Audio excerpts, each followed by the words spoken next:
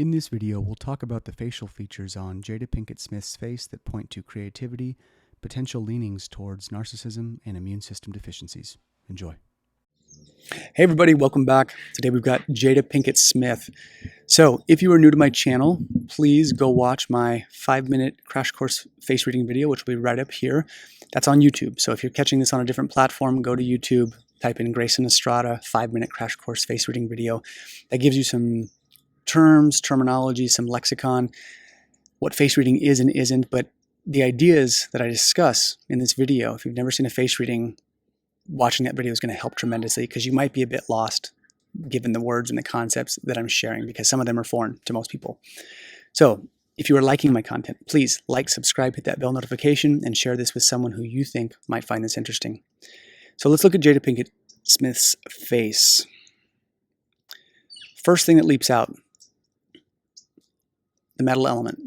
Lots and lots of metal. So metal is characterized by big open spaces on the face that aren't interrupted by much of anything. So big open spaces that are free of wrinkles, free of freckles, free of blemishes, and classically for metal, things are kind of shiny. So she has this. She has kind of a polished, wide open space look to her face for sure. So the themes that relate with the metal element: femininity, creativity, spirituality, cleanliness, children, all of those things relate to the metal element. So in theory, when you're working with a person and you see a lot of metal, one of the basic questions is, in terms of lifestyle support and remediation, is, are those things active in your life? And if not, let's talk about it. Maybe you don't even know that those should be active themes. Maybe that's why you're unhappy, potentially. And then an element can be excess or deficient. And so we're going to talk about that in the context of Jada Pinkett Smith, because I have my questions. I have my potential concerns, given what I know about her and what I'm seeing in her face. So, metal element, lots of it. She's also got a very strong, like one of the strongest jaws I've seen in quite a while. One of the most cut jaws, which is a wood feature. So this brings us to elemental conflict. Fire, earth, metal, water, and wood, the 5 elements in Chinese medicine and Eastern philosophy. They have a creative cycle. When I say them that way, fire, earth, metal, water, wood, that's the creation cycle, how the elements support and nourish one another. Then they also have a destructive cycle where the elements destruct or take down the other. So Jada Pinkett Smith, lots of metal with a really strong wood feature that stands out almost as much as everything else in terms of metal. What this means is elemental conflict. Metal destroys wood. Think of an axe chopping wood. So what that means, at least according to the underpinnings of her energetic terrain, would be some level of continual depletion. She's at war with herself to a certain degree, sort of the idea of shooting yourself in the foot before the race begins. So I would be asking, first and foremost, not to be psychic or predictive, but like, hey, Jada, is that true for you? Is that a fair assessment? If not, okay, cool. We'll keep hunting. We'll go to other things. But what do you think about that statement? How do you relate to that? So I would be asking. So in theory, that's what we would be seeing to a certain degree. It's sort of a self-sabotaging energy. Potentially could be afoot there. So that's one. The other thing that we want to think about when we think about the metal element is its capacity for refinement. So if you polish metal, it becomes shiny, the nature of the mirror. Brings me to the story of Narcissus, where the term narcissist comes from, the character who fell in love with his own reflection and stayed there, couldn't leave, was totally mesmerized. So we see this in Eastern philosophy when the metal element, if in excess, right, if it's out of whack, it could be deficient technically too, but if it's out of balance, we can see narcissistic tendencies. So again, this is not to be psychic or predictive. I definitely research the people I look up to see if there's any kind of congruency. And I think personally there is. Jada Pinkett Smith has got something called the Red Table, Conversations at the Red Table. I don't know, I don't watch it often, but I caught an episode and it's where she airs her very personal life, sometimes about Will Smith and other people, but they put everything on the table and it's a place for them to air their grievances and whatnot. And in this particular episode, it was really hard for me to watch personally, because she started talking about this quote-unquote entanglement that she got into, which was a very disingenuous, non-authentic, deflective way of saying she had an affair, but wouldn't call it an affair. In most marriages, that's usually a problem. Not for everybody, but usually. And when Will Smith asked her, like, why did you do that? Everything came back to, well, I just wanted to feel good. I hadn't felt good in so long, and this person really needed my help. For me, that is a highly narcissistic perspective because you're totally disregarding the person in front of you, namely your husband, Will Smith, and making everything about how this thing that was probably devastating to him was all about how you wanted to feel good. It made it about I, me, my.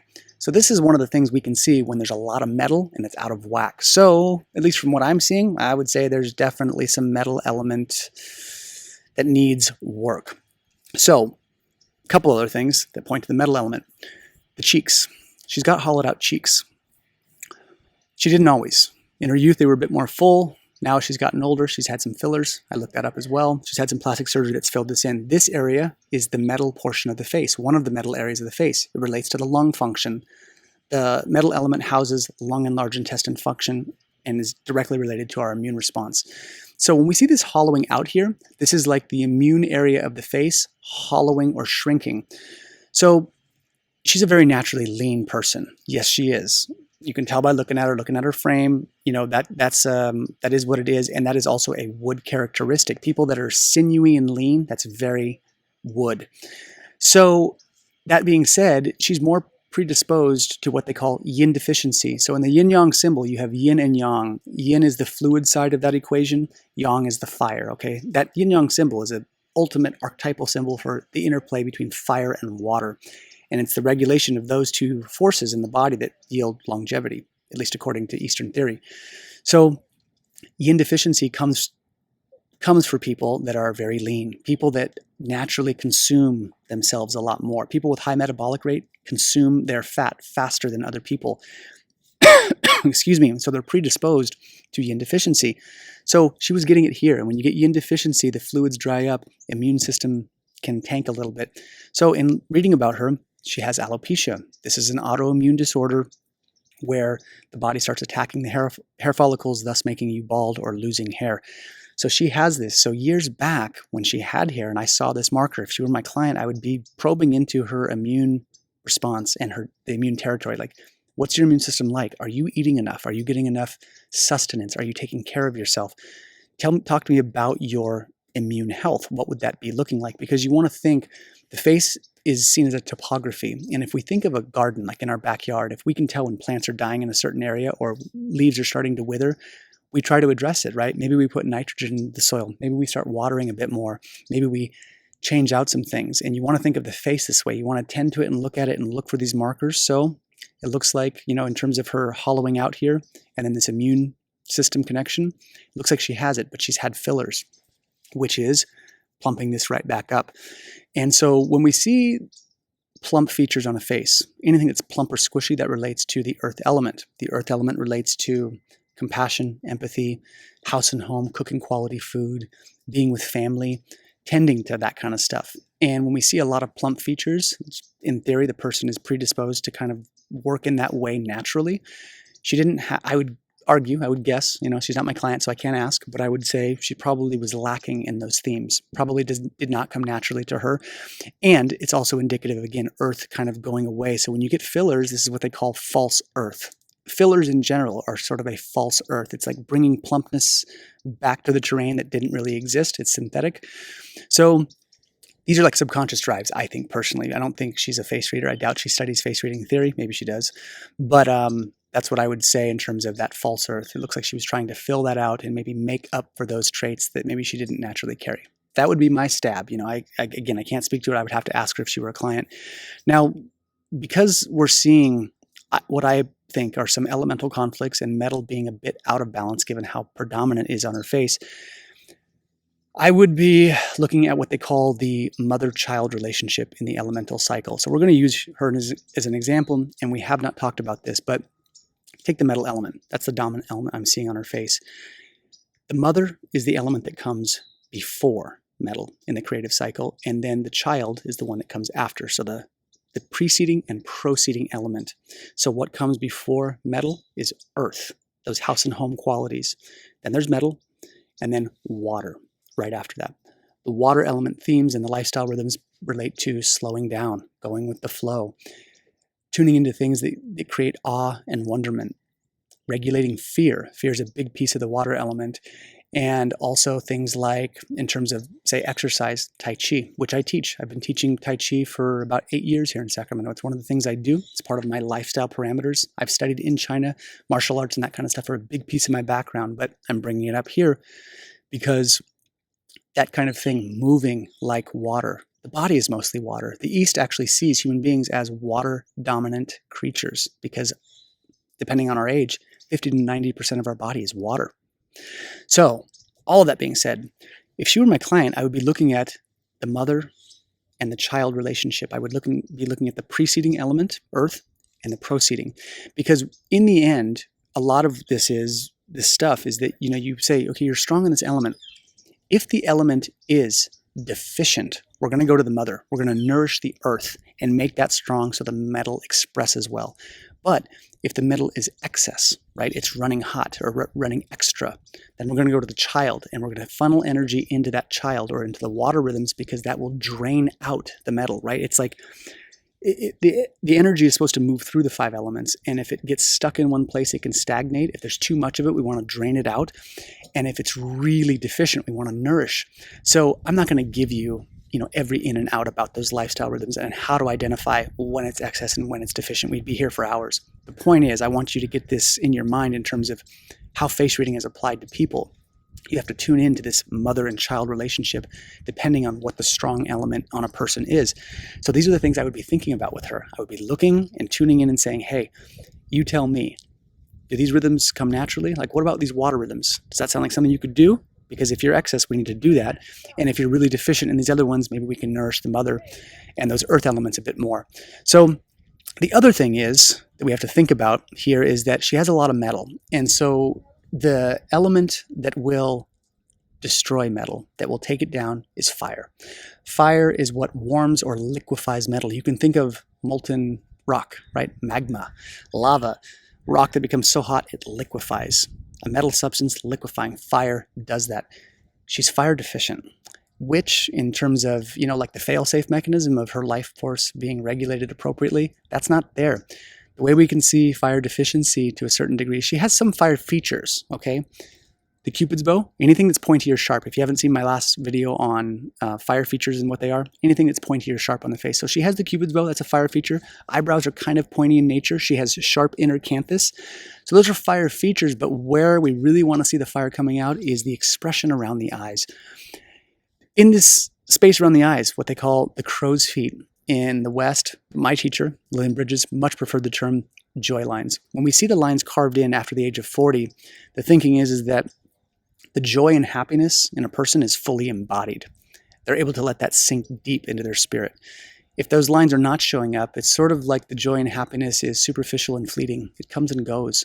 And emotions should come and go. That's the way it should be. But it means that when we see fire deficiency, oftentimes, not always, a person who's fire deficient, they're very hard to please, difficult to please. They focus on what's not working. And they have a difficult time just being happy with what is.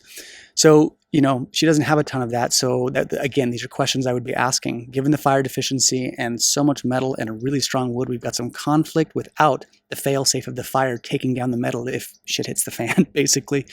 So when you look at her face and she smiles, wrinkles don't really form up too much. You don't see any expression around the eyes. Keanu Reeves is actually like this too, but Keanu Reeves has a much more watery and stoic characteristics on his face. If you haven't checked out the face reading video I did on him years back, you can go check that out. But it's a bit more fitting given his other elements. With her, I would want to see a bit more wrinkling. I would want to see a bit more of that. So something to consider in this big picture. When I look at her public persona, natural face, and inner persona, the good luck portion here, the auspicious tone here, is that these look like triplets.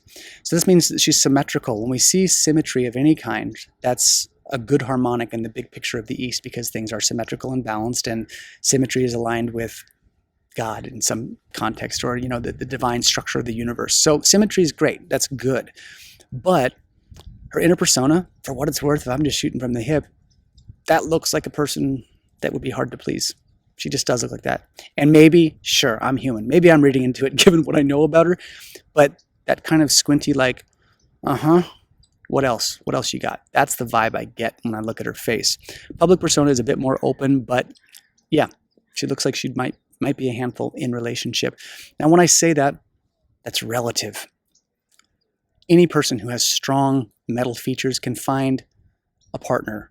That doesn't mean that, I'm saying this in the context of, technically, I'm saying this without saying it, Will Smith. When I look at Will Smith's face in relation to hers, run for the hills, homie. That's what I would say. Like, that's not a good match, at least by theory. Things can work, but it looks like things aren't going well for them. From a face reading theory, I've thought about doing some videos about couples too, and showing how, like, what could work here, what might not work, and how to remedy that. But in any case, I would be looking at these elemental conflicts with her if she were my client. And a quick note on this too. I've seen in the comments, people have asked me, hey, Gray, I want you to read someone you know nothing about.